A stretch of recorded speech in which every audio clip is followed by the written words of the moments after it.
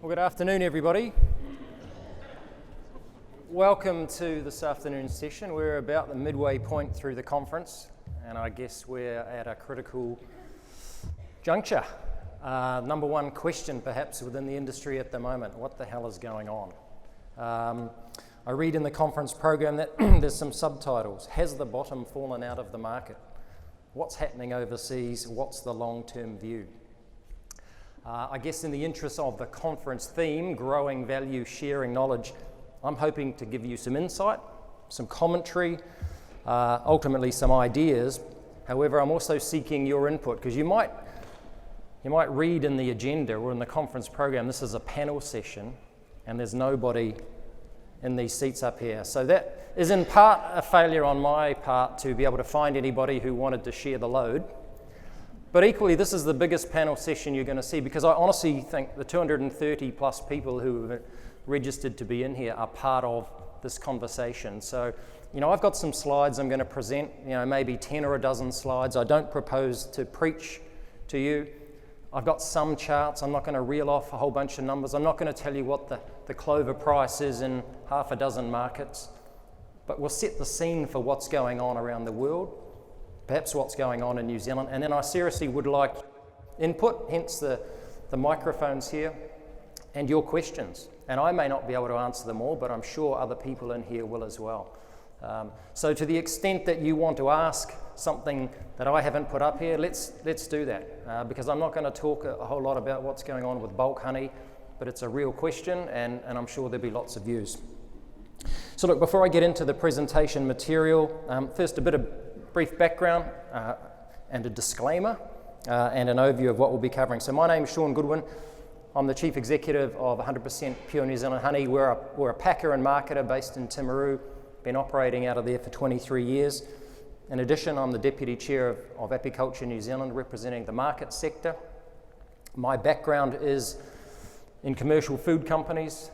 Before joining Steve's business 5 years ago, I ran the Bluebird Foods potato chip business for PepsiCo, and before that, really 20 years of working for big food companies. So I am not a beekeeper.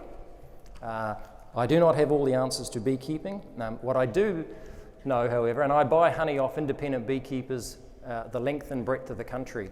So I deal with many of you on if not on a daily, then certainly on a very regular basis.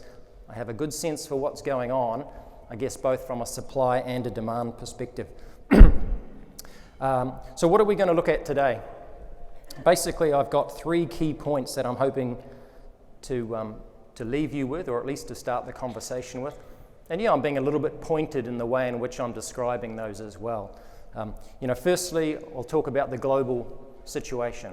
The global industry is at an inflection point, and we'll talk about what that means. The second point, more specific to the New Zealand industry. And at this point, I'm going to say the New Zealand industry is suffering from self-inflicted wounds. And everything we talk about, I bet I can pull back to something that we have done ourselves in one form or another. So we are where we are because of the behaviours and the decisions we've chosen to make. And that's not a criticism, it's just an observation. The point is we're going to be the ones to get out of it. Ultimately, I want to leave you with the fact that I believe the future is very positive. But we need to show leadership. We need, as Chris York suggested yesterday in his wine presentation, we need to work together. And it's certainly not something that you or I, in my commercial capacity, can do on my own. We need to solve this as a group going forward.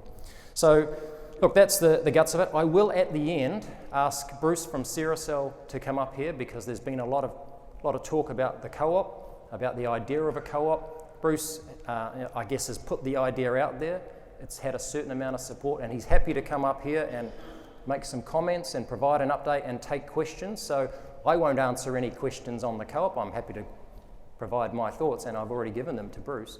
But the co-op is something that will be addressed specifically at the end as well. So let's get underway. What do I mean by the global industry is at an inflection point? Well, quite simply, by definition, it just means a point where there's going to be a significant change in direction or a turning point. And if you can read, and I think that colour's pretty good, this quote recently from Professor Norberto Garcia, the Argentinian expert, the head of the the Epimondia Science Group looking at the adulteration of bee products. He said the constant increase in production costs, the diminishing honey yields and decreasing prices leading to diminished profits combined to make honey production economically unattractive in many cases. He was not talking about New Zealand.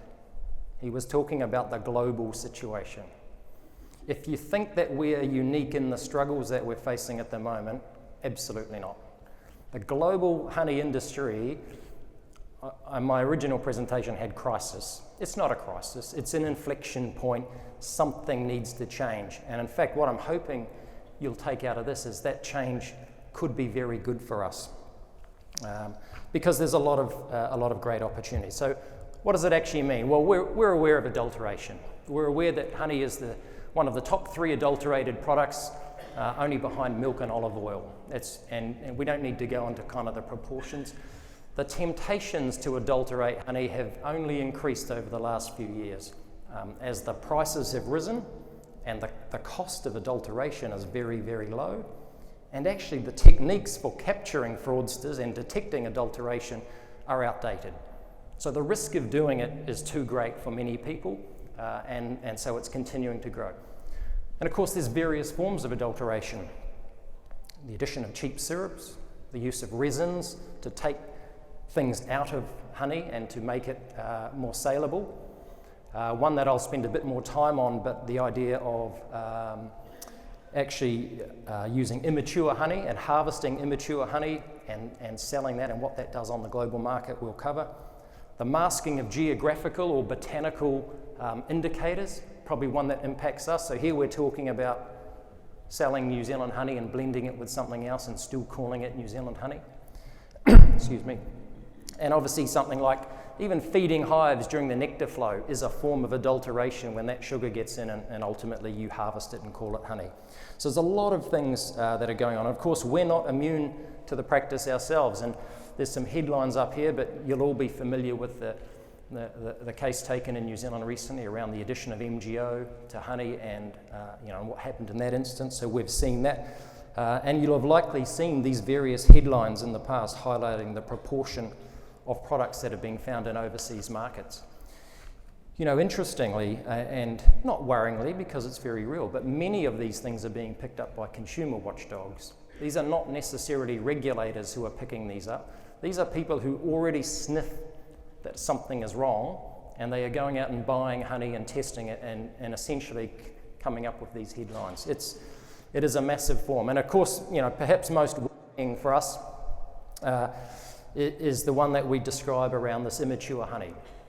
What in some markets is called water honey, Chinese honey, or the Asian model. We're talking about honey that is being extracted uncapped, very, very high moisture levels, sent to factories that are specifically built to dehumidify and dehydrate honey to bring the moisture down.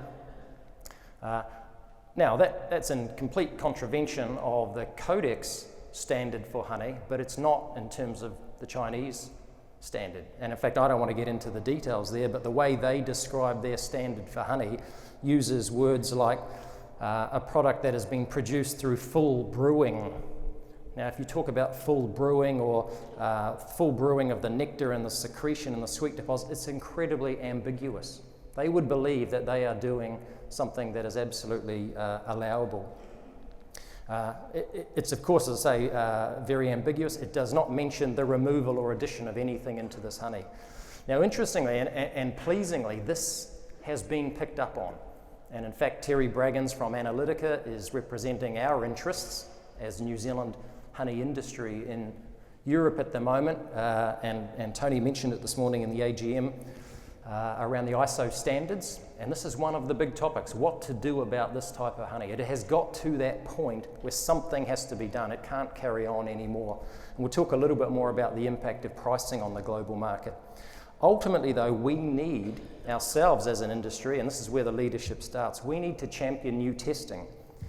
Some of the testing methods, and I'm no expert on it, and there are people in this room if you want to ask questions about testing, but isotope sugar testing, for example, developed 25 years ago, was perhaps fit for purpose at the time. It is not now. And like in any industry, in any commercial venture, the people who are looking to circumvent the rules are smarter than those of us who are trying to catch up with them. They are a step ahead. The fraudsters are keeping ahead of this game.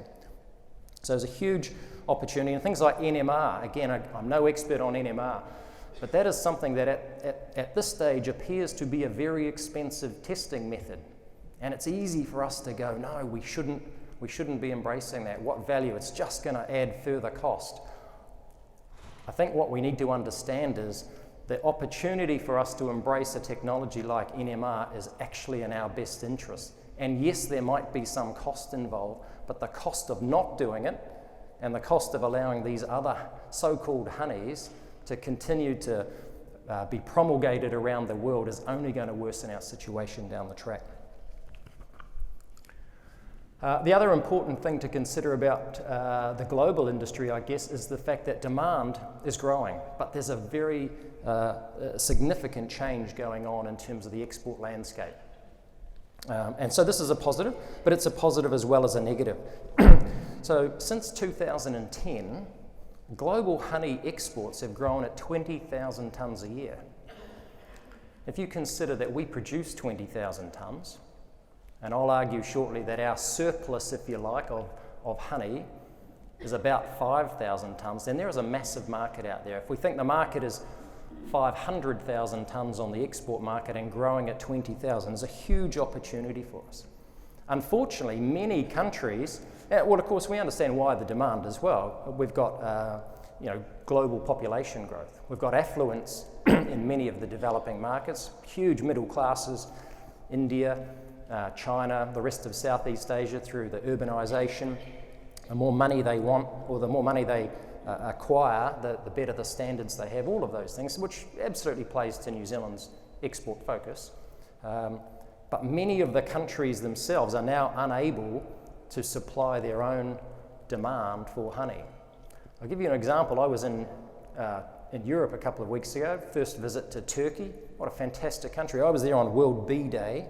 I didn't realise this, but Turkey is the second largest honey producer in the world, behind China.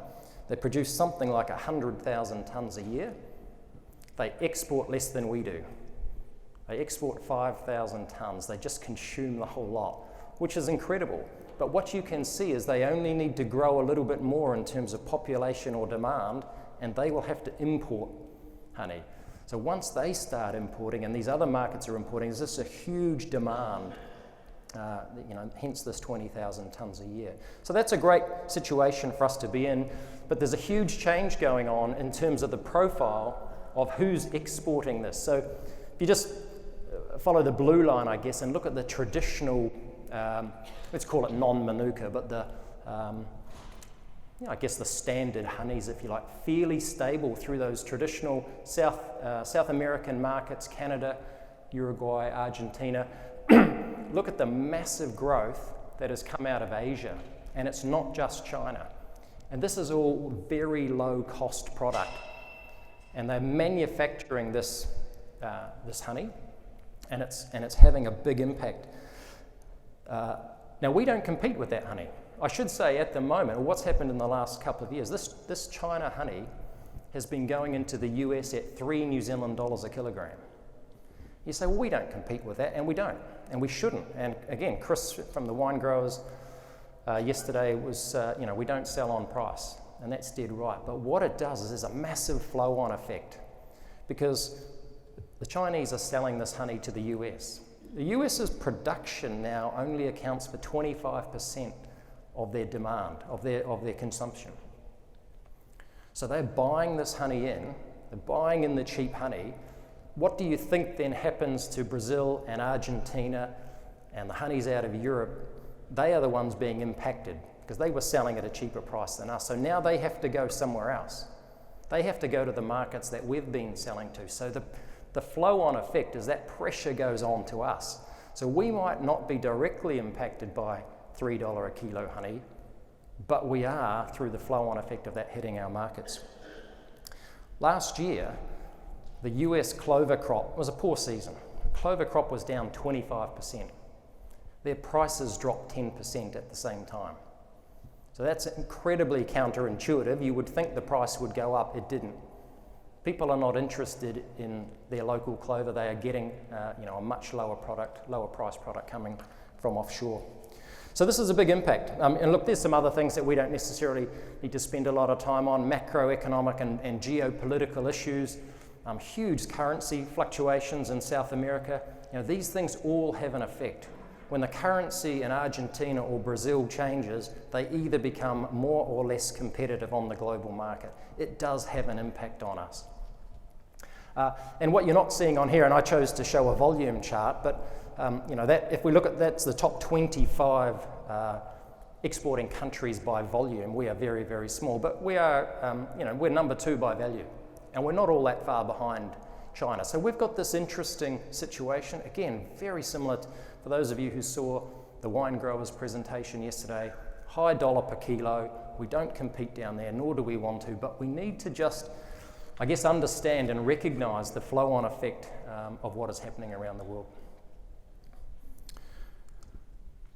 So that's the global situation. I don't want to spend too much time on that, and frankly, I'm not enough of an expert to answer a lot of those questions, but if you do have any, let me know. So what's happening locally and how does it relate? I plan to look at 3 different things here. I'll address monofloral Manuka first, then we'll talk about what is potentially the key issue around non-Manuka, and then I want to have a look, I guess, a little bit at what is happening with our model. And as I said at the start, I probably somewhat pointedly said that we are suffering from self-inflicted wounds. You may or may not agree. So with regard to monofloral Manuka, I'm going to suggest to you the situation is actually not that bad.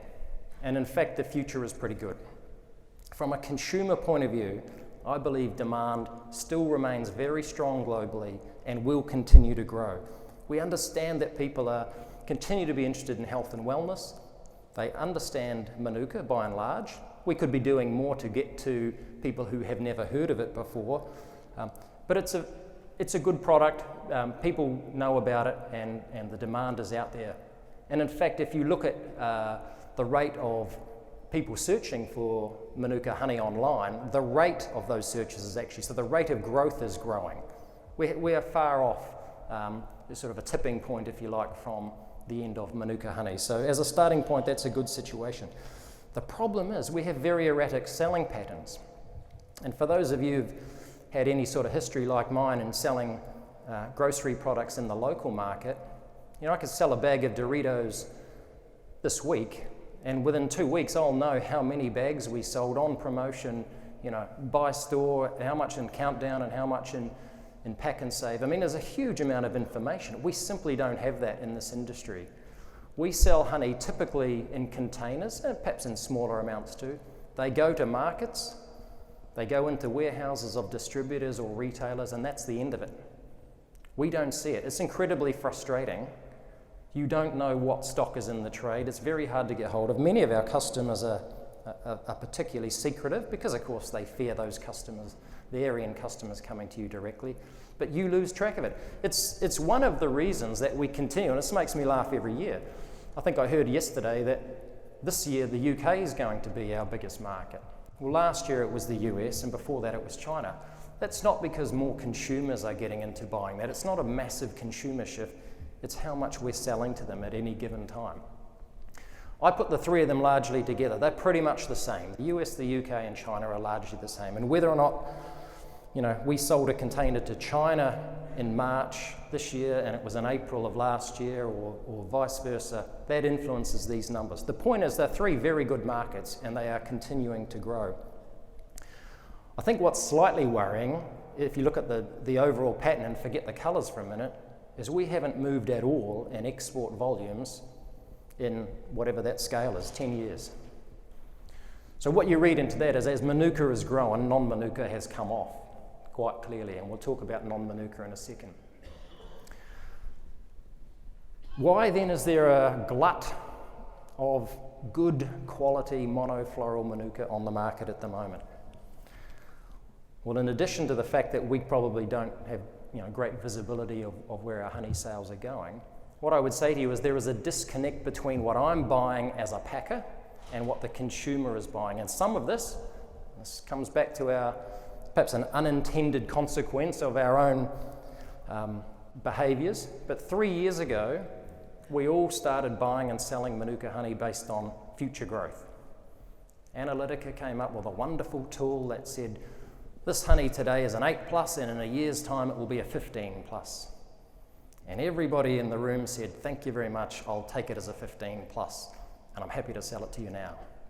I could tell you from my situation, I was sitting there when this happened, sitting on about 3 months worth of stock, said to my boss, I'm not sure we can survive this, because we need to pack honey now, but we can't pay for that 8+ today.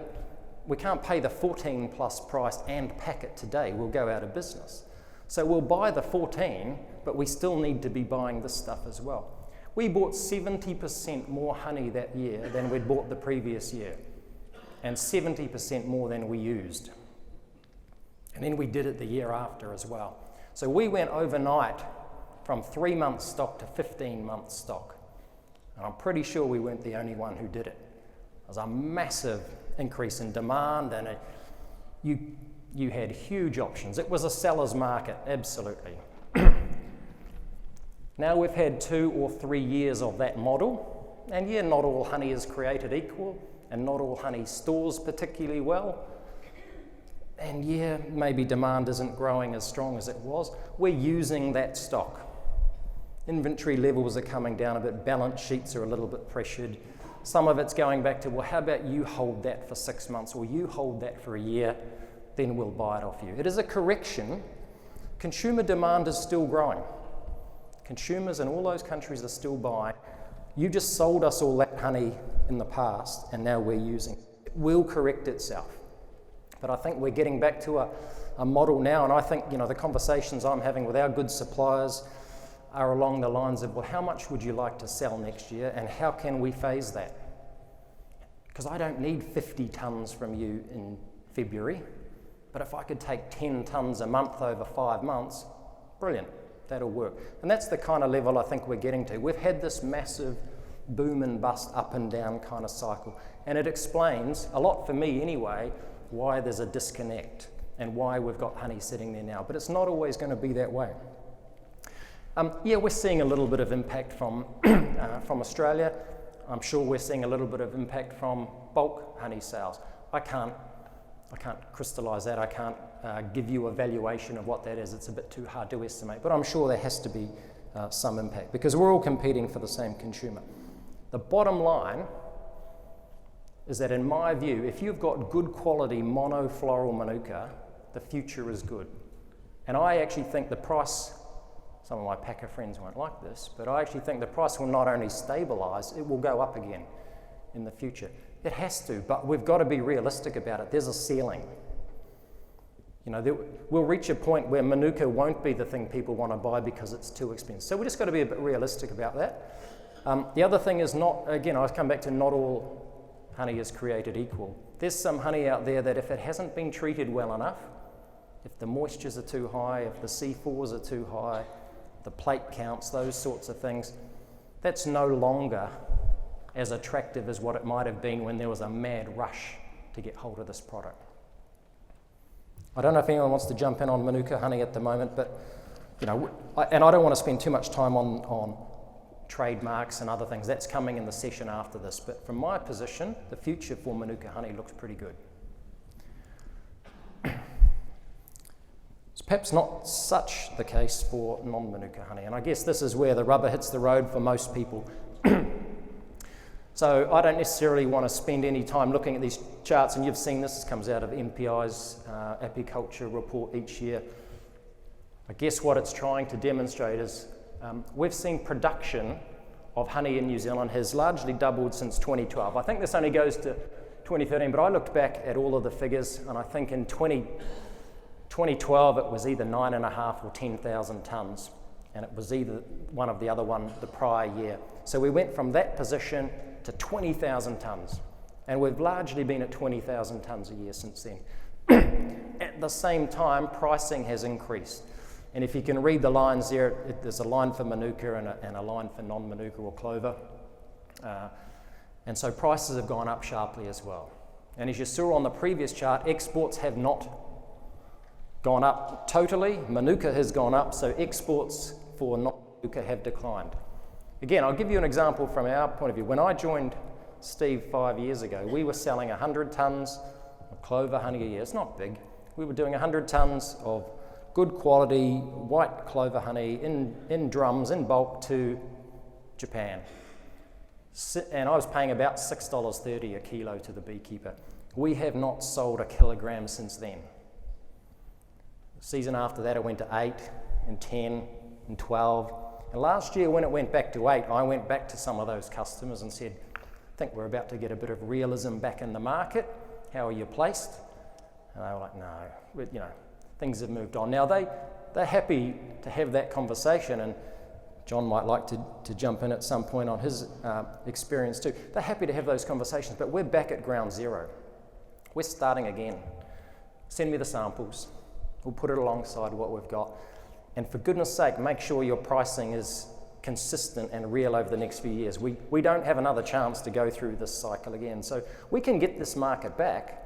And in fact, it's one of the things, although not in so much detail in terms of the apiculture strategy that was presented this morning, but this is what we've got to do. We've got to solve the surplus of non-Manuka honey in New Zealand, and we can do it. But we've got to be realistic because the market disappeared as a result of our own pricing. Now that surplus, gosh, I've talked to a few people about this. In my view, the surplus of honey in this country on 20,000 tonnes production is about 5,000 tonnes a year. Okay, so we produce 20,000, we're exporting 9. There's about 2,000 going through the supermarkets, so I can see that. That's through the scan sales. So what are we up to? 11. And there's probably 4,000 tonnes that go through tourism markets and the grey channel and other areas. It could be a little bit more, it could be a little bit less. It's certainly nothing like 20. So if we said there's 5,000 tonnes, how long has it been building up for? 3 years? 4 years? So we could be at 20,000 tonnes. Some people think it's a little bit more than that. But that surplus is built up over time, and that's one of the things that we need to consider, or those people who are interested need to consider around something like a buying group or a co-op. What are you going to do with the surplus? Are you going to buy the surplus straight off? Because that's a lot of honey, and you haven't got a home for it yet. So I think the bottom line, though, is we've got a good product. Again, I don't want to... We could get Chris York back up here, but that example that he gave in the wine industry yesterday, 300 million to 1.8 billion and all of the issues, that's our blueprint. They've been through all of these issues. We have got a great product, but much like the wine industry, it's not unique. It's good, and people will tell me their Tawari is the best tasting honey in the world and Rewa's the best honey, and I don't disagree, but it's not unique. Again, if you go to Turkey and taste the product there and the Cretian thyme and all that, it's like brilliant. The hotel I stayed at had like 7 or 8 different honey types there. It can compete and it should command a premium. The question is, how much is the premium?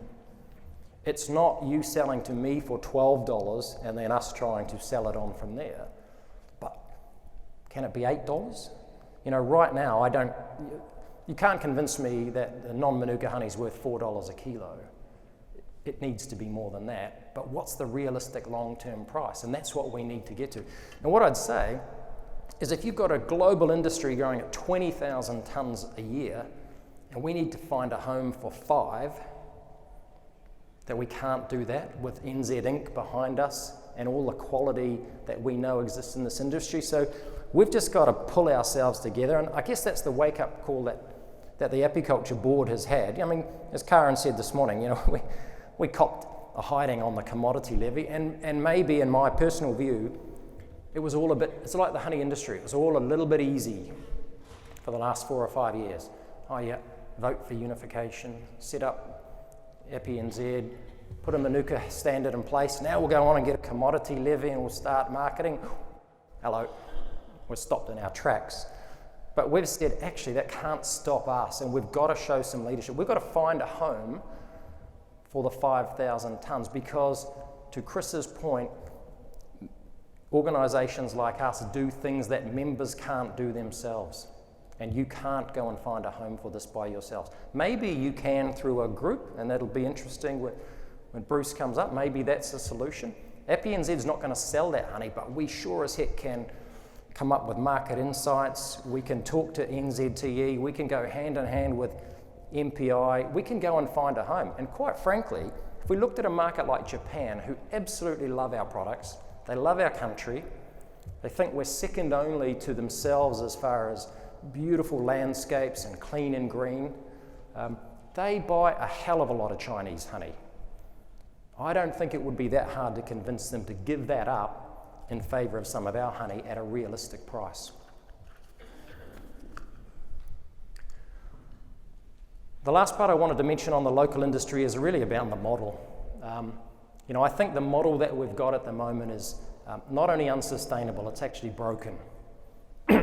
So you know about overcrowding, I don't have to talk about that. It's one of the strategies that AppyNZ wants to fix. Again, to the question that was raised this morning, is it our job to fix overcrowding? If it's not our job, then whose is it? Because you can't fix it individually. It's exactly the kind of thing we fix. We don't have the power to fix it, but we've got the obligation to find a way around it. So we understand about that. But I'd actually say to you, that's not the only problem. We've got overcrowding in the market. There's 250 brands of Manuka honey fighting it out with one another on the global market. It is madness. Nobody's doing any marketing. Nobody is talking to people who have never heard of Manuka. You're literally doing what you can. Launching a new brand on Amazon and buying some keywords is just talking to the same consumer that the other 27 brands are already talking to. We are just pushing the price lower and lower. It's a difficult situation. It is exactly the same as the hives. So what do you do about it? Now we've got to find a solution. I frankly think the solution is working together, but that's going to be a commercial situation. That's going to be me talking to 5 or 6 other brand owners and saying, how do we do this? I mean, no one wants to lose money and no one wants to go out of business, but it's madness. If you have this kind of over intensity, whether it's in production or in supply, with high cost structures, you don't invest anything. You don't do any research and development. You don't do any science. You don't do any marketing. Everybody's paying for a CEO and a salesperson, all that. It's madness. So we need to find a different way around this. I think, unfortunately, we won't spend a lot of time, but we've got a pretty divisive culture, and we have had for a long time. There are people, unfortunately, right now who would lay the blame for our current situation at the feet of Apiculture New Zealand or at the feet of packers. The number of times I've had people say to me, is anyone out there trying to sell this honey? It's like you'd think that that's my day job. But it's very hard selling Rewa Rewa honey when you want $14 a kilo for it. So there's a them and us situation. It's not that way. And it's a little bit odd for me, and as I say, I'm a newbie to this, but we would be one of the few companies, I know there's a few brands around now, but one of the few companies that doesn't have hives, despite the fact that my boss was a commercial beekeeper for many years. So most of the companies that are referred to as packers are in fact beekeepers as well. So, we need to get away from this idea that somebody is responsible and somebody has to fix this for me. We're all in it together. And I guess, that was the pointed term, the self-inflicted wounds. It's not a criticism, we're all part of it. I have not focused on selling clover honey for the past 5 years because Manuka was worth more. And I'll say to people, I pay my staff in dollars per hour. If I pay them $20 an hour to pack honey, would I rather pack a $6 a kilo honey or a $60 a kilo honey? It's not rocket science. But the opportunity is there to sell the $6 a kilo honey now. It wasn't worth me spending any time when it was starting at 12 because the market it competed with was just completely out of reach. So that's the doom and gloom. What I want to leave with is actually the future's really good. And I'm excited by it. But it needs some leadership. And we need to we need to take this on in a way that's not about my ego. And it's not about the fact that we've been hurt over some commodity levy or something else. And in fact, it's not just about my company either. It's about what we can do for the whole industry. So what I'd say to you is actually the market dynamics mostly play to our strengths. Honey consumption is far from reaching its potential. We mentioned before how much is growing in terms of the 20,000 tonnes, but the demand for authentic, pure, natural products will not slow up in the foreseeable future. It can't. It's just, people want to be healthier. And for those of you who travel and experience the air and the water in many of these markets, you go, it's just terrible. So of course they want good quality, healthy products. It goes without saying. They also want to know the product is genuine and true to label. So the focus on authenticity and traceability is only going to continue to intensify. It plays to our strengths. We have a fantastic situation around biosecurity. And again, I know we can argue with one another about whether or not that biosecurity plan is absolutely perfect or that thing. Seriously, we've got to get out of our own way to some extent and take advantage of the great stuff that we have got while working on the things that, perhaps don't quite fit as well as we would like.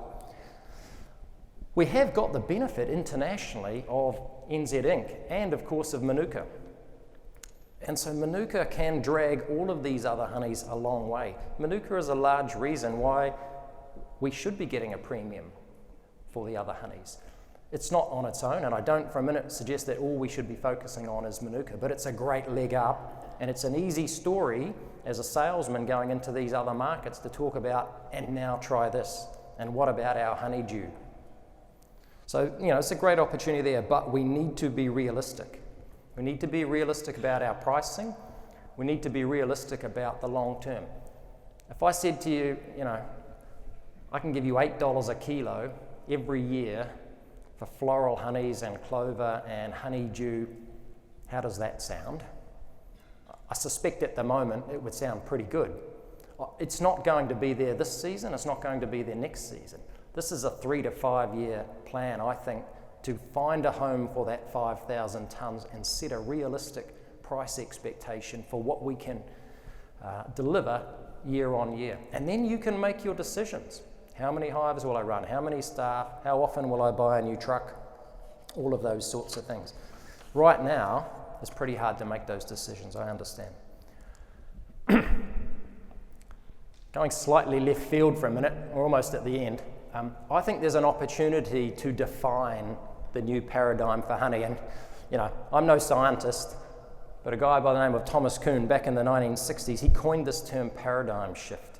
And basically what he said, and scientists can argue with me whether he was a fraud or not, but ultimately he said science doesn't work in a linear progressive pattern like that. You leap from one understanding to another.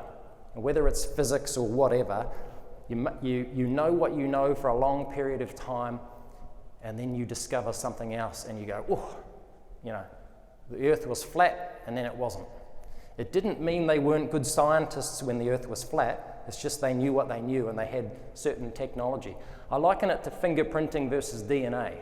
They weren't bad investigators back when you didn't have DNA technology, but you sure as hell wouldn't try and convict a criminal now using fingerprints if you had access to DNA. And that's where we are in the honey industry at the moment. This adulteration and trying to use tests that were developed 25 years ago to pick up something that may or may not even be relevant is just not right. We need to take ownership for this. We need to take ownership for the paradigm shift and say, actually, this is the stuff that should be being tested. These are the levels that should be being looked at because they relate to food safety or quality or whatever it might be. And we need to embrace the technology like NMR or frankly whatever follows that fits our purpose. But we can't be at the end of the tail that's being wagged on the dog. We need to be more toward the front end driving this, otherwise we will get left behind. And I imagine a lot of you are frustrated. It's like, oh my God, I've never heard of diastase, or I've never heard of that. It's like, seriously, it's the same for me. You talk to some of my colleagues who are in other markets where honey is being rejected for things we've never heard of before. We can't have that. We can't survive and compete in an industry that we can't control You can only manage your hives according to what you know you have to do. If you have an allowable limit of sugar feeding, then you work to that. If you can't use this product, you don't use that. If you do, you can't sell your honey. But we can't manage what we don't know. We need harmonisation standards. Ideally, I'd love to see a set of whether it's 8 or 10 criteria that every honey in the country gets tested for if you want to sell it to any packer. That's just simple system that we need to have. There's clearly a standard that is becoming more demanded by all the global countries, all the countries around the world, and it should in fact be by our own market as well. We clearly need to market New Zealand and NZ Inc. and Chris York mentioned that yesterday, and we'll do that. It's a little bit harder when you don't have any money, but there's some really interesting stuff in the UMF Association and MPI and where things are going with Manuka. There's some things that can be done to highlight NZ Inc. as a starting point. And then we can flow down from there in terms of your own stories and whether that's regional stories like the wine guys have got. But we've got to start, number one. Actually, as a slight aside, only about 25% of people in Japan speak English. It is a great market. I love going to Japan. I love the food. The people are fantastic. It's so, contemporary and cosmopolitan, and the cities are great, and you can ride a little go-kart around the streets of Tokyo that you could never get away with doing here. But they don't understand much about where we are. And we overthink these things sometimes. NZ and NZ Inc. is the number one selling point, bar none. After that, you can get into whatever you like, but we must stress that. And that's got to be the big thing that we put up against the rest of the world. Has this honey come from New Zealand? How can I prove that? How can I show that? It's definitely in our best interest. And ultimately, we do need to do some research.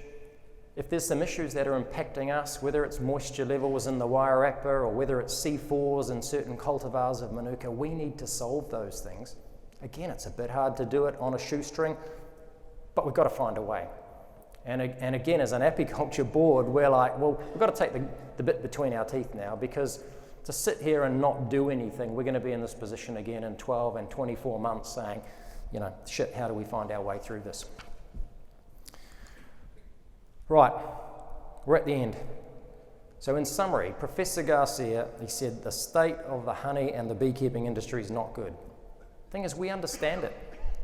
And like I said a couple of minutes ago, if we know something, we can manage it. And so this position that he's talking about globally and the issues that are facing the global beekeepers in all the other countries actually is something that's going to play to our future success. I've changed out the 3 items there, and we talked about the inflection point globally and the self-inflicted wounds. These are the 3 key points that, if you weren't there this morning, these are the strategy areas, if you like, for apiculture New Zealand, and they play to the issues that I've just tried to address for you today. Sustainable beekeeping, that's all about the overcrowding side of things. We've got to have a model that supports you more, that you get the kind of yield that you need to get to pay your way to then be able to make a living. We clearly need to identify commercial opportunities, and I'll be even more specific. That is finding a home for 5,000 tonnes of non-Manuka honey. We find that, then we fix the surplus. If you fix the surplus, we can manage it. And if it grows a little from there, so be it. But frankly, it'd be pretty surprising if we could grow much beyond 20,000 tonnes, given the nectar supply and the sheer number of hives that we've got. And ultimately, the message, together we are stronger, same as the wine guys. We as an organisation are there to help do the things that you can't do, but collectively, and it doesn't mean everybody in this room, but I seriously think and would encourage you to talk to one another. There are ways to collaborate that don't require a massive amount of investment or huge numbers of people. Simply working together and finding opportunities to optimise costs will go a long way to helping us individually and collectively in our businesses.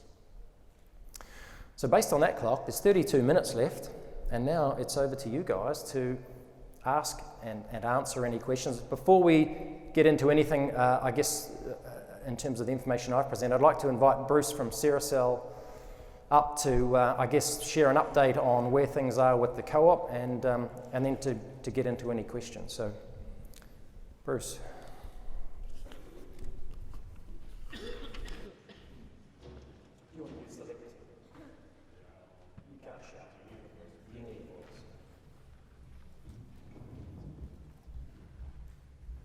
Firstly, I'd like to thank Sean for inviting me up here. And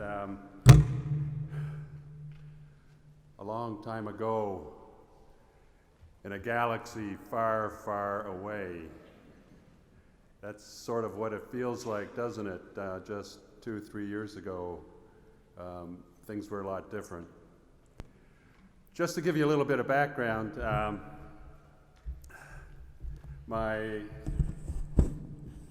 Thank you. My mother gave me this accent, and I'm not going to give it away. I was born in Canada. I've been in New Zealand for 37 years now. I was very fortunate to find my beautiful wife here. All our children were born here, and in a very sexist way of my generation, I say the best export that New Zealand ever had was its women. But now I'm in a position where I have to say maybe it's our men, because my oldest son is now married to a beautiful Canadian woman and living overseas, so we miss him very much, and our first grandchild. So that's my background. I've been a Kiwi for 37 years and very proud to be one, and I thank you that I am one. The co-op. Now, some people might suggest that it's Bruce's idea. It is not my idea. It's your idea. I just ended up becoming the focus for it, the voice for it. The background that started it was being in Siricel. I have a lot of contact with customers, and the core customers of Siricel are the small to medium commercial beekeepers. And whenever somebody comes into the shop, I always try to help load the ute or put something on the truck. And people said, I haven't sold any honey last year, and it doesn't look like I could sell it this year. And the word co-op kept coming up. If there was only a co-op, at least I'd know that I could sell my honey. Nobody seems to want my honey. I wish we had a co-op. And I'd hear this over and over again. And it got to it was actually this one beekeeper that motivated me to get off my butt and actually do something. When this good customer of ours with 600 hives came in, and I was helping him put a few things on the ute, and I, as always, how are things going? And this fine, strong young man looks at me and just about bursts into tears, and he tells me the story that he's had to lay off his only helper to pay his mortgage. He had to get a job working 9 to 5. He said if he had pigs, he'd scrape the comb straight into the troughs. If he could get out of the business for $200,000, he'd be gone. And I looked at him and I said, this fella's in a really bad place. And I don't ever want a little bit of background. A good acquaintance of mine when my boy was just 10, playing soccer, helping the coach, and we became acquaintances. I wouldn't say we were good friends, but I'd go out and help him, and with the boys kicking the ball around, we had a good time. He was a share milker, and midway through the season, where's Andy? The lady came in and said they found him, he hung himself in the cowshed. And I felt such guilt and shame that I knew this man. Why didn't I see this? You go to the funeral and you see his wife and 2 boys that are going to grow up without a father. And I don't ever want to see that. I don't ever want to hear about a beekeeper that felt so desperate that he would do something like that. So, talked to the family, and I said, well, I have to do something. And so we just organized these meetings. And the overwhelming support of people who were in a position where they just needed somebody to listen. So I guess my perspective is that I'm here to listen, and I'm here to speak on your behalf if you feel like you need somebody to speak. It may be that some of you do need to get out of the industry, but there's nothing to be ashamed about that. I'm focused, I think, on the person, because we talk about beekeepers, but they're men and women who have children. They've got pride, and they just need to know that no matter what, that they themselves are important. So that's why I'm doing this. It's not my co-op, it's your co-op. But I am a voice, and I'll do everything that I can to make sure that voice is heard. I've looked at other honey co-ops around the world, and there are successful co-ops. I'm not saying that we're going to be able to fix this in a couple of years. Sean's right. This is a medium to long-term project. But I don't know if God sends signals down, but this word together, heard that in the wine presentation yesterday. And he said he's finished. He says, if the key is working together. And at all the meetings I talked about, we can help each other. I don't know everything. I don't even know 10% of everything. But together, we've got knowledge, we've got experience, we can do something. So I'm the nexus for the co-op until you say I'm not. So I'm just putting myself forward, and I'm ready to speak on your behalf. Thank you. What's the status at the moment, and how do people find out more information? Because we probably haven't got enough time to go into detail here, but you reached a critical point on Certainly. Monday? Yep. So far we've got 325 beekeepers or beekeeping businesses who have said we're interested in this co-op. And I've gotten some professional advisors because I don't know everything, and they said, well, we need some seed money to create a trust. They've decided is the best thing to start that would actually build the co-op. Now, they felt we've received enough money. At the deadline, we had $92,000, and they felt, well, that was a good enough effort. And even on that day, we got another $4,000 gifted. So the first hurdle's over. So what we need to do now is to prepare a delegation to go to the government, targeting the provincial regional growth fund, and saying, look at this is provincial New Zealand here. We've got families that have employees that are no longer going to be working, that are in the regions. So we're going to be looking for some serious money from the government, basically to fund the development of the co-op, I think for at least 5 years. After that, we're looking at sustainability. That is, this co-op's got to be self-sustaining, and we'll end up building something like, good examples in America, the Sioux Honey Association Co-op, almost 100 years old. A beautiful example of what this can be, and I think we need to have a picture of what this will be.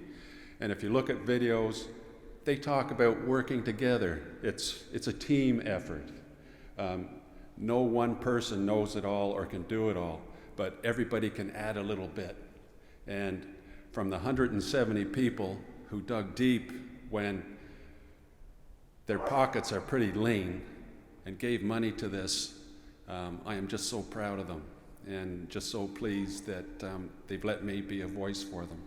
Thank you. Brilliant. Okay, thanks. Maybe stay. So we've got a little bit of time, another 20 minutes if necessary. Happy to take any questions on any part. Bruce is happy to take any questions here. There's microphones. Kia ora, Sean and Bruce. Thanks for your presentation, Sean. Awesome.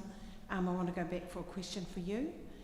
So when you talked about pricing for non-Mānuka honey, you sort of presented it as if it was the beekeeper who was saying, we want $8, then we want $10, then we want 12 and 14. But actually, as the packer, you set the price. So I'm a little confused by, as if you have a market to go into at that price. Yeah. So how does this work? No, that's a good question. I guess I didn't refer to it. Look, we know the reason why Rewa went to $14 and Honeydew went to $12 and all of those things. And it wasn't because anyone anywhere was demanding those products in a jar labelled as Rewa and was prepared to pay that price. They were being blended into a product that was going offshore as Manuka.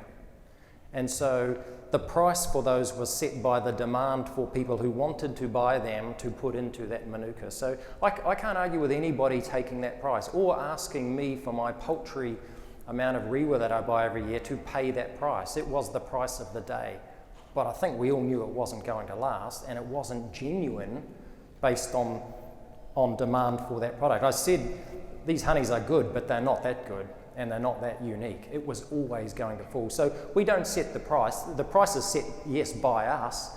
When if I offer you $8 a kilo and you say I've had an offer of $10, then if I want that honey, I'll have to pay $10 and I'll just have to tighten my straps and pay it. And that's what happened. And now that market has disappeared because those honeys can no longer be in a Manuka blend.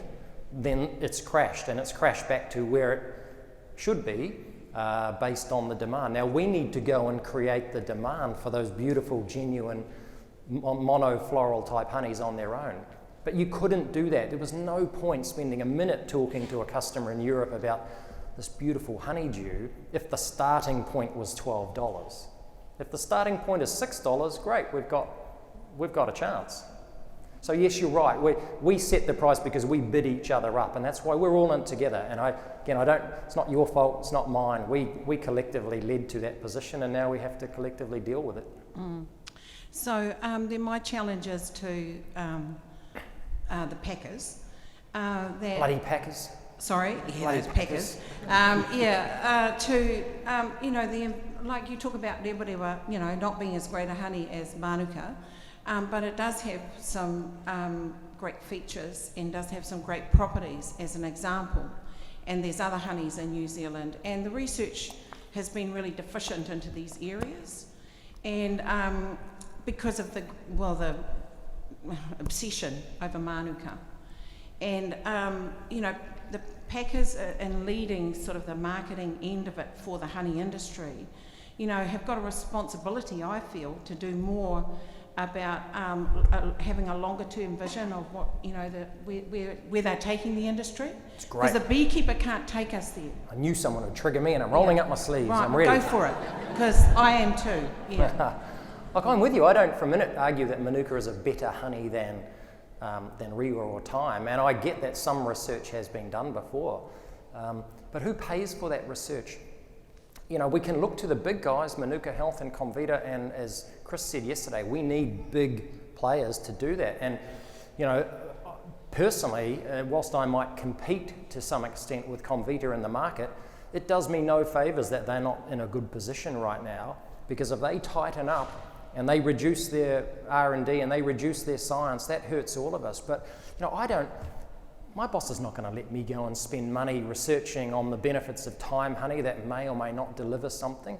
And it's not for the packers. You're talking about the old days where the honey packers might have been able to do that. This is what Appy NZ wanted to do. This is what, as an industry group, we need to do. We need to find some reasons, if there are such reasons, why Kānuka should stand on its own. We know it's in there, but you voted, we. It's not me in this case, because I was never going to be a levy payer, but 75% of commercial beekeepers said, no thank you, we'll go with ourselves, we'll go on our own. You can't do research into that kind of... So now we can go back and we can start marketing based on New Zealand ink and pretty pictures of Mitre Peak and those things, but in the foreseeable future there will be no research done into those things. And actually, there are people in the industry right now saying the only research that should be done is into bee health and what we're doing on Varroa and what we're doing on giant willow aphid and all that sort of thing. I get that needs to be done, and that other stuff. but we've said no to it. So actually, we've got to be realistic here. Nobody's going to do that work. Manuka Health's not going to pick it up. They're focused on Manuka. Comvita is focused on Manuka. It's not going to happen. Okay, I won't take more time, but just thank you, No, it's great. Sean, for your answers. Yeah. Anyone else happy to take me on? Alan? Yeah. Sorry, Sean, I wasn't going to say anything, but listen, first of all, thank you. I've written down a bunch of gems, and everything you said, I've been watching for the last 2 or 3 years and waiting for it to come to light, that it has. I've been telling our people down south, for God's sake, be careful. I told them that 2 years ago. Things aren't looking good. But you're right, the forces that were driving where we got to, they're just staggering, and they just show you what can happen if things get out of control. When I hear people saying, it's the Packers, well, I was chairman of the Packers Association for a good long time. That organisation doesn't exist anymore for lots of good reasons, because it really wasn't up to scratch either, but something's got to step up to that position. I'd just like to, I've been around long enough in the industry, and next year I'm 70, that makes me a crock, but okay, I've been around long enough to have seen a whole lot of things happening, and I'd just like to remind people that Manuka, the whole Manuka thing arose from some market work that we did as an organisation called the National Beekeepers Association, based upon a levy that we had raised under the Commodities Levy Act. Surprise, surprise! Wow! Goodness gracious me, fancy doing that. And that's exactly, and one of the things that we didn't get finished because the levy fell away from under us, the industry let it go, was the promotion of monofloral, New Zealand's monoflorals. That was the next step to be done. We had a marketing committee, I was chair of it for a while. That marketing committee said, let's take Manuka as the flagship and let's build a flotilla underneath it. And let's tag all the other honeys that we've got and put it underneath it. Look, I could dig out market plans for years that talked about that sort of stuff. And it's still there to be done, and that is our opportunity, what you're talking about. No, you did right. And I'm not raising anything that hasn't been around. And in fact, Correct. just before lunch, I caught up with Mary Ann Lindsay, and she talked to me about marketing stuff that Bill Floyd had done all those years ago into monofloral honeys. It's not rocket science. No. But we need to get on and do it, and it's not the kind of thing you can do yourself. Yes. So, it's just figuring out how we do it with the kind of budget that we've got at the moment. And I could just... What's that, sorry? What price were you giving at that time? Well, that's interesting. It was around about $4 or $5. Yeah. In fact, I can recall the discussion group we had down south. I mentioned this morning when I was up there that we had going for about, I think it's about 17 years plus now, something like that. That one of the sessions we had when we got together for a meeting was we were all sitting around working out how we could get the honey price up to $5. Yeah. And this was clover, top quality clover honey. How can we get that honey price up to, when we're struggling with this, $4.20, thereabouts price. And it just took off on us, and that subject's gone. But I tell you what, strangely enough, it's come back on the agenda. Yeah. The other thing I'd just like to say, without trying to take the wind out of your sails, gentlemen, for your co-op. There was lots of people here who remember we used to have one of those things. It was initially set up with industry money, came from the dissolution of the old honey producers, the old honey marketing authority, and that money is now, what's left of that money has gone back and has become the trust fund. Okay, that's just another little touch of history for those that don't know anything about it. But when I say that, the issue I have is with we can't, well, maybe we can if you guys are clever, but we can't talk too much about everybody selling through the one, if you like, the one big pot, without dumbing down the opportunity to do diversification onto our monoflorals. You've got to be so careful with that balance, because our strength doesn't lie in supplying the bulk market in the world. Our strength lies in taking advantage of those monofloral opportunities. Yeah. No, look, thanks. I appreciate that. Not wishing to distance myself too much, though. I want to just be clear that if there's any misinterpretation, I'm not advocating for the co-op, and I'm not necessarily supporting the co-op. I think Bruce has done a really good job, and he's very genuine in the idea of putting it forward. But half the people in this room, by virtue of representing the industry, have been in it as long as I have, 5 years. Hive numbers, beekeepers have doubled in that time. So most of us don't have any experience of what the co-op was like before. So clearly it sounds like the new shiny thing. I said to Bruce before this session and asking him to come up here, I've said to him, I don't necessarily support it. I'd love to sit down and talk about the details. But if that's not the right thing, then out of the conversation, something might come. So I certainly am also not a fan of kicking the conversation for touch and saying, been there, done that. And Fonterra is not necessarily a great model, but is there something in it? Are there parts of it? Is it a smaller group? Something like that. So, again, not wanting to completely distance myself, but also I'm not up here advocating, and certainly not on behalf of API NZ as well. We're happy to have discussions. If it can help the industry, that's what it's about. 11 minutes 22. Anybody else want to make a comment? Sure. Hi. I don't think as an industry, particularly Manuka, we have a strategy at all. I mean, we're selling UMF, we're selling MGO, we're selling K-factor, we're selling a whole bunch of different things, and we got different messages, and we can't even define what Manuka is. And we're selling bulk overseas. We're not even packing everything that's supposed to be Manuka in New Zealand. I mean, there's just no strategy, though. There's no future. I mean, we've got to do something. Yep, great. And if you want to stick around, the next session is all about Manuka, and so I don't want to take any of their thunder, but you're absolutely right. And all of those things are in this together. And the idea of, how do we own it, the view on bulk, how do we label it, all of those things. But we've got a golden egg. There's no question about that. Or in fact, a golden goose, and we could throttle it if we're not careful. So I think the next session is going to be great, and hopefully the questions there specifically about Manuka and what are we doing with Manuka to preserve, maintain, enhance its reputation. Absolutely, that's what the session's about. Anything else? Anything else on? Got till 2:45. I'm getting a bit parched. This thing says 9:57. It says 10 minutes down there. And I did say, it's only because I said I would do an interpretive dance if it wasn't going well, so I don't really want to have to dance. Any other questions? John?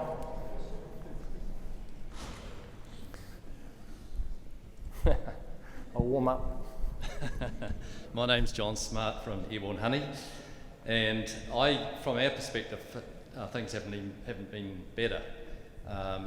Business is going extremely well, and the question I wanted to ask Sean was how well we know our industry. You talked about 20,000 tonnes and 5,000 tonnes of that being non-Manuka.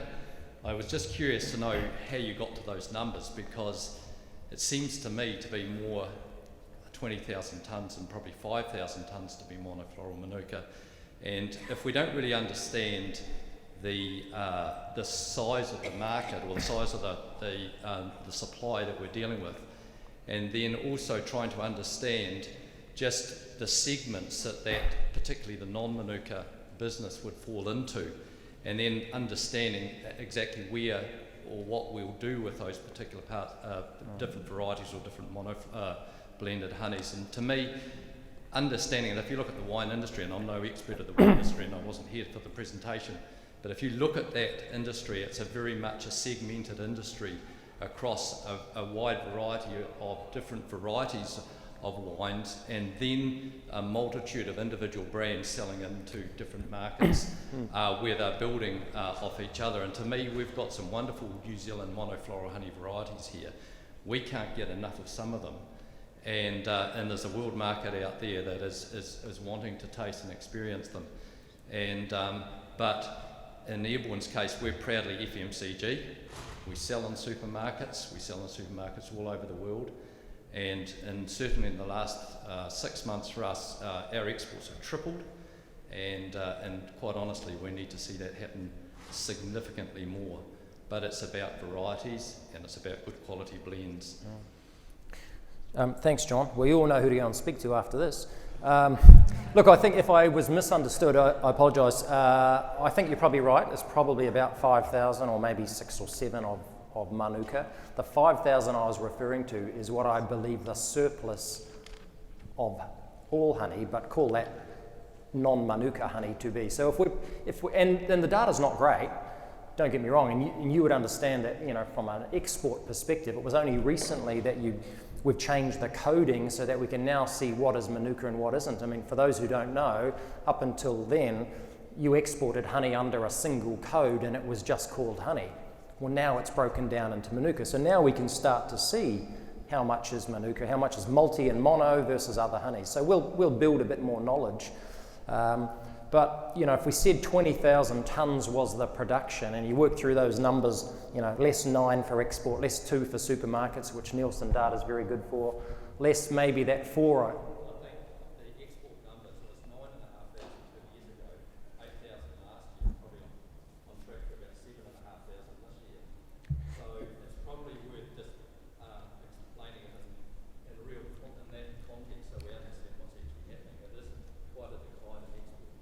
Yeah, that's right. And again, the exports are in the non-Manuka part of the market, in part due to, you know, what we've seen in terms of the pricing. So, no, look, as I explained at the start, my career prior to this was FMCG, and we had so much data that, you know, often you were flooded with the stuff, and then you come into something here where you sort of feel like you're feeling around in the dark. But yeah, look, the more we get, that's our role to share. And whilst I know you didn't see it, one of the things that Chris York spoke about yesterday, and he showed from the wine industry, was their job is to go out and source market data and to share it widely.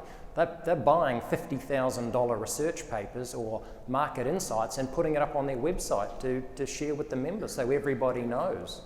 Now we haven't been good enough at that. We haven't even been good enough, you know, for me writing a monthly or bi-monthly column in the Women Beekeeper magazine.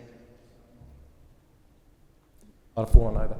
So look, we need to take a you know, bit of a lesson ourselves on sharing more, getting the insights out there, or at least the data out there, and people can make of it what they will. Roger. Looking at the statistics is really beside the point, but we seem to have an overcrowding of beehives, an oversupply of product, and you know, we've got to figure out how we can balance the two without the beekeepers losing the shirt off their back. And I think that's the important thing, that perhaps at this stage we've got to just downsize our industry a wee bit and make sure that everybody's taken care of. Yeah, look, I think you're right. I mean, it depends who you talk to, but you know, some people would have you believe we've got 300,000 hives too many. If you think about what would be a sustainable yield, 25 or 30 kilos a hive, given the costs of managing a hive and disease and staff and all of that sort of stuff. You know, we could probably, if we reduced the hive numbers by that, we could probably still produce close to 20,000 tonnes. It would just be in fewer hives. If you did that, you know, what I'm saying is if we can find a home for 5,000 tonnes of additional honey each year, then we'll take care of the surplus on an annual basis. Yeah, and there'll be years when we do a little bit less, and there'll be years when we potentially do a little bit more. But I agree with you, and that's the whole point behind sustainable beekeeping for the long-term success. And sustainable is not necessarily just environmental, although that's a key selling factor for us in the overseas market. But it's, you know, what represents a decent return, and what can you actually bank on in terms of an annual income. Anyone else? No? Oh.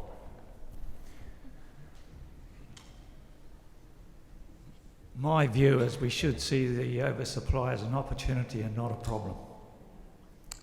In what regard? You said it yourself before, I think, I'm not sure who did. The growth in world population is increasing. There's a high demand for honey. Let's focus on the opportunity. Get better at marketing. We're good at producing things, but we're not very good at selling. Let's improve that. Yeah, absolutely. But look, I think, you know, there's a whole bunch of things that we won't necessarily get into here, but the guy who asked about Manuka a few minutes ago, I mean, the idea of bulk honey, that's a serious and growing issue that we need to get our heads around. Because right now, I understand why people export in bulk, because you need to sell your honey and you need to make a living. And it's a prisoner's dilemma. Are you prepared to stop doing that for the good of the industry? Because we wouldn't be the first industry to completely go bung because we've allowed everybody to send it offshore with no added value, and then we've lost sight of the provenance. We've lost the ability to trademark it. We keep exporting, in my view, Manuka in bulk. We can't very well lay claim to a trademark that says it must be packed and labelled in New Zealand. There's so little of it that you must do that here.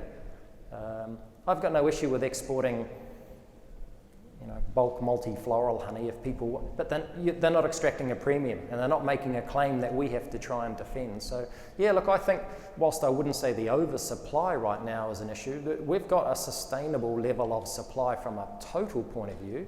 Just probably needs to be done with fewer hives and a little more in it for everybody who's actually producing that product. It's not easy though. Anyone else? Great. Well, you've got the gift of time. Another half an hour. I won't do an interpretive dance after all of that. I think you've probably had enough. But thanks so much for your time, for your questions. And look, I'm more than happy to talk to anybody out the front as well if you want to carry the conversation on. So thank you. Thanks, Bruce.